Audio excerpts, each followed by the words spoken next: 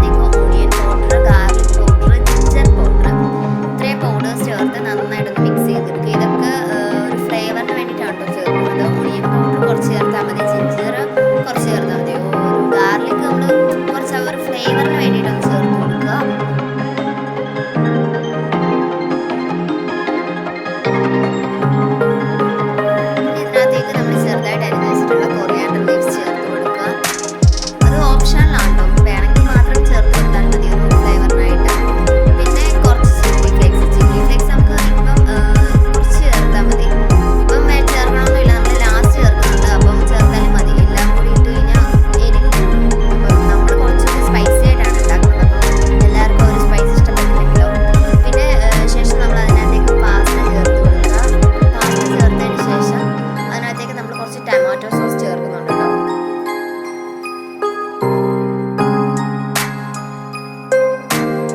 ഈ ഒരു ടൊമാറ്റോ സോസും ചേർത്ത് നന്നായിട്ട് മിക്സ് ചെയ്തതിന് ശേഷം ഇതിനകത്ത് കുറച്ച് വെള്ളം കൂടി ഒഴിച്ച് നമ്മൾ അടച്ച് വെച്ച് വേവിക്കുന്നുണ്ട്. എന്നാലേ ആ ഒരു ടൊമാറ്റോ സോസും ആ ഒരു ഓണിയൻ പൗഡർ ഗാർലിക് പൗഡറിൻ്റെ അതിൻ്റെയൊക്കെ ഒരു ടേസ്റ്റ് നമ്മുടെ ഒരു പാസ്തയിലേക്ക് പിടിക്കത്തുള്ളൂ. അപ്പോൾ നമുക്ക് അടച്ച് വെച്ചിട്ട് വേവിച്ചെടുക്കണം. ലോ ഫ്ലെയിമിൽ വെച്ചിട്ടാണ് കേട്ടോ ഇത് വേവിക്കേണ്ടത്.